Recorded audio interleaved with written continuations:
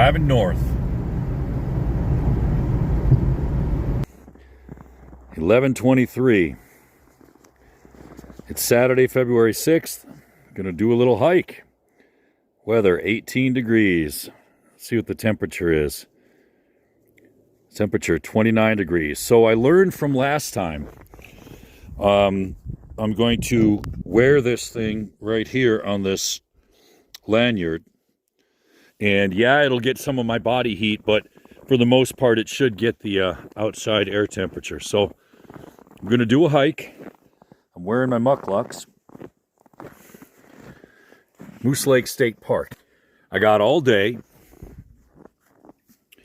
And let's set this up here. Activities. Nope. Let's do a hike. Hike.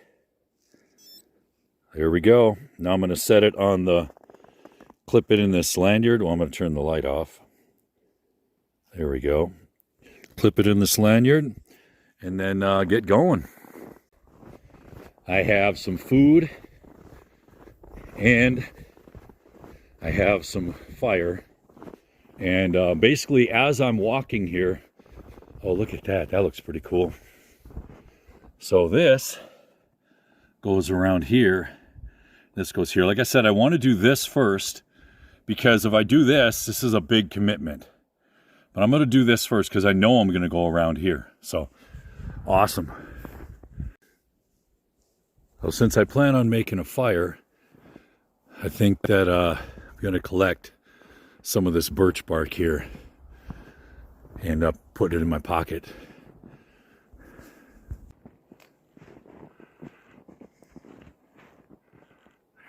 It's perked up.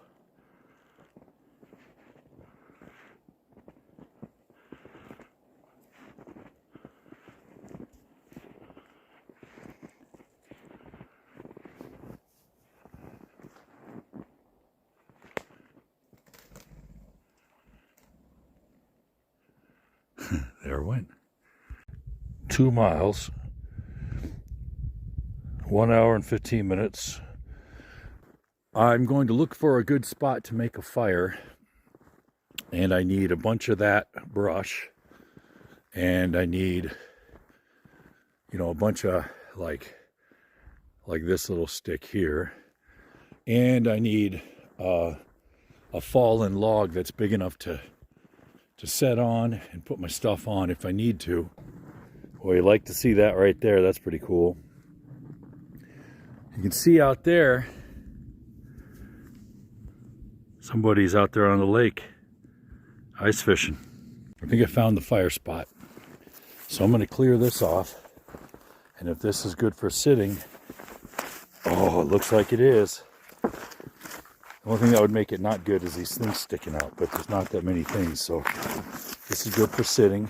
And then I could just make the fire right there.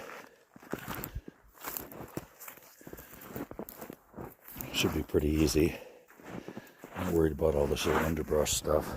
But I'm going to clear this out and I'll show you why this is a good spot. All of this stuff, oh, that's just, no, not that stuff. All of this stuff here. Let's see if it snaps. Let's see. Yep. So the problem in the winter is just because a little limb or bough or whatever snaps doesn't mean it's dry. It could be frozen and snap. But all this stuff is perfect. Pencil size, littles. But the real treasure here is over here. Yeah, this is the real treasure here. So I'm going to take as much of this as I can and build a fire lay. Here's the information on the Enduro 3. And now I'm going to stop it and resume it later.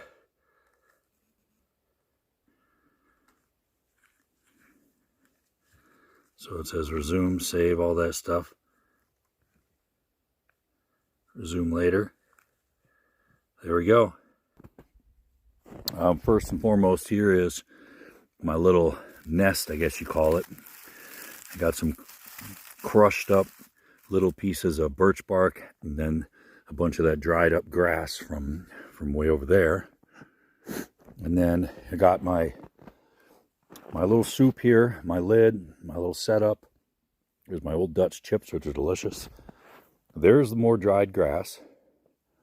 There's the wood I'm going to use. Now, I'm not going to make a huge fire, but there's my fire lay. So the goal, use these tiny little ferro rods, my herder's knife. Let me get that, get the snow off of that.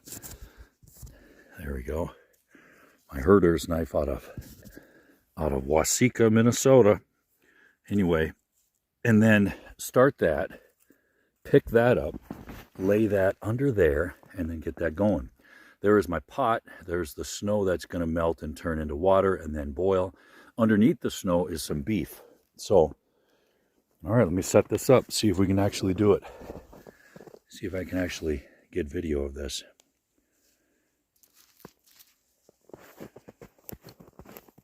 These things are tiny, and you got to get the black stuff off before it even works.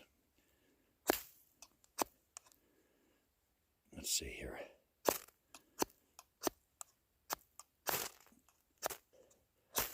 See, the other problem is I can't squat down because the back here, back of my leg will get my butt wet. So I got to hunch over.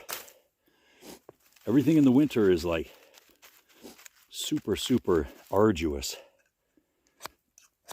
but it's more rewarding and there's no bugs. Come on, baby. I don't want to do a lighter.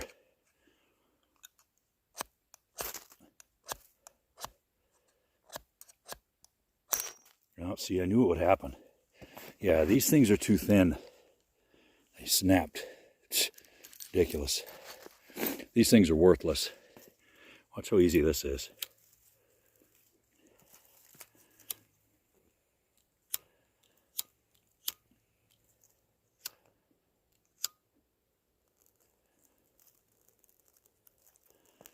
Ridiculous, huh? See?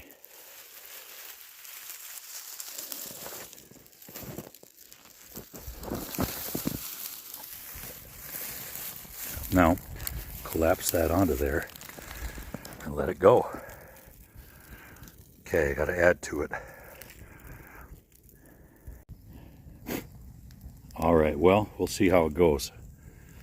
It looks like it's going to be okay. Might have to, adjust some things like this. Put that on there, but it looks like it's stout enough to where it'll keep going. The snow in there. Let's see here if we can see it. Pop this off without tipping. The snow in there is melting.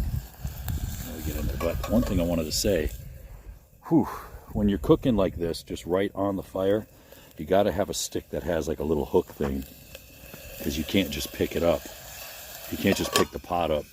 The other thing that's critical that happens more often than you ever want it to happen is the pot tipping. So if it looks like it's going to tip, you got to take it off, adjust the fire. Well, that's smoky. Well, while that's cooking, I want to take advantage of this sun here, this direct sun, and I'm going to put my watch I'm probably just gonna set it right here. I mean, shoot, doesn't get any sunnier than facing the sun right there. Cool. We'll check on this. Yeah, looks like it's going pretty good. It's hard to gauge how much snow to use, to melt for water. You're probably wondering, what am I going to do for a spoon or a fork? Well, I got this right here. It's pretty good. I'll just bust this, and there we go.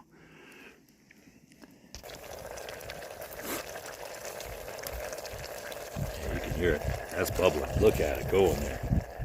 Nice. Well, time to take that off the fire. Put the lid back on. There we go. Oh, look at that. Noodles and beef. Doesn't get any better.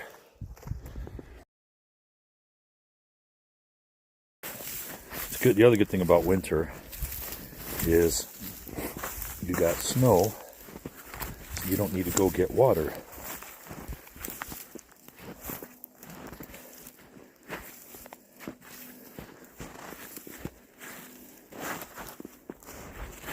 Hopefully that'll put it all out. Let's see. Stick away from it. Pretty sure it's got that little vent hole. I'm gonna cover that up. So this does two things. It smothers it so there's no oxygen, and then obviously snow melts, so the water puts it out. All right, it doesn't even look like I made a fire. It looks like I sat here and hung out. It doesn't look like I made a fire. Leaving my little twig fork there. Now, got to redo the hike. Oh, I'm not wearing my gloves. They're cold. So I put them in my hoodie underneath here. Pouch pockets warm up. So, all right. Making sure I got everything. I got my knife, got my watch, got my backpack, everything in it. I packed out my garbage. Got my pot in there. Now, I just want to start this back up. So let's see. You can see up here is a little green hiker. There we go. Resume. Okay. All right. Well, onward and upward. Well, let's see here. 3.12 miles. See, the temperature's going up because it's on my wrist. I got to get over it. That's a real bee in my bonnet. That's really sticking with me. So, anyway, other people have been hiking here, looks like. Little footprints, too. These mukluks, man. Oh, my gosh. Unreal. All right, wrapping it up. Coming up on 5 miles. Once I hit 5 miles, I'm going to stop. All right. That's a heck of a walk. Okay. It's going to give me a little indicator here.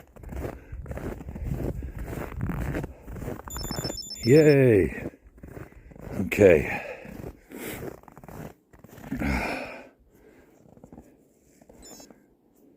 Whoa. Save.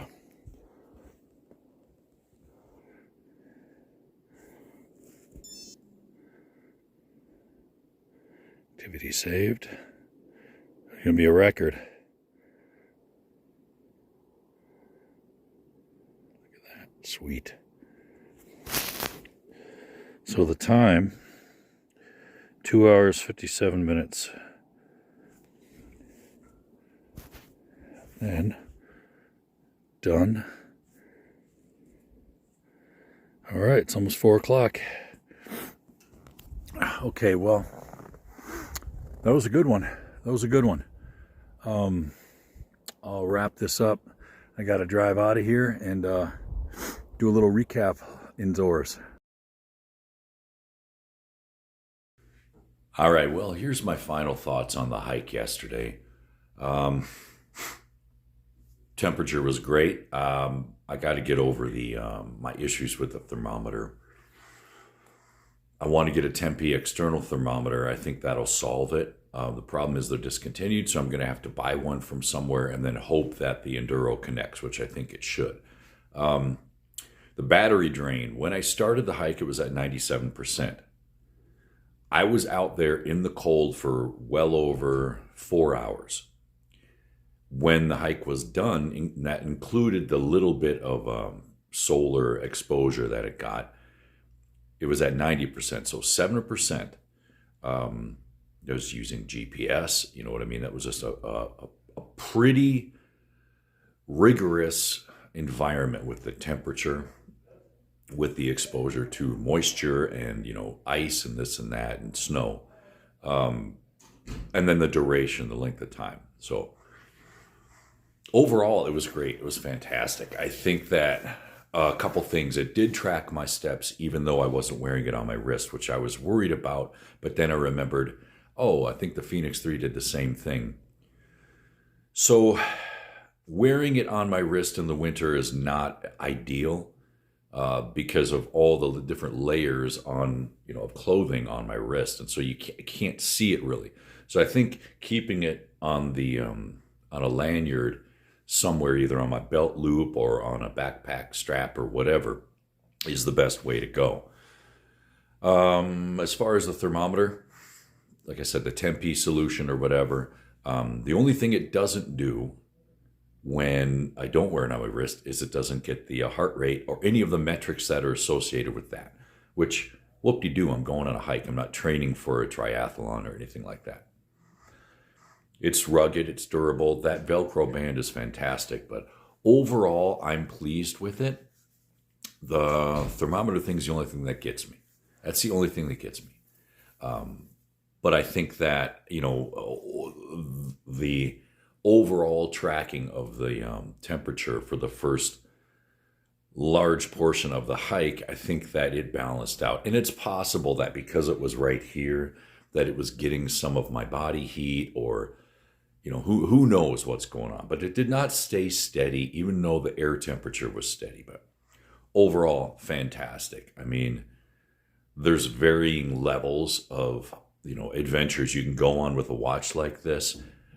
My thinking is a 5-mile hike at below 20 degrees Fahrenheit, through snow, stopping to make a campfire lunch and all that stuff. It's a pretty good test for a watch like this, and it passed. And it's an awesome watch.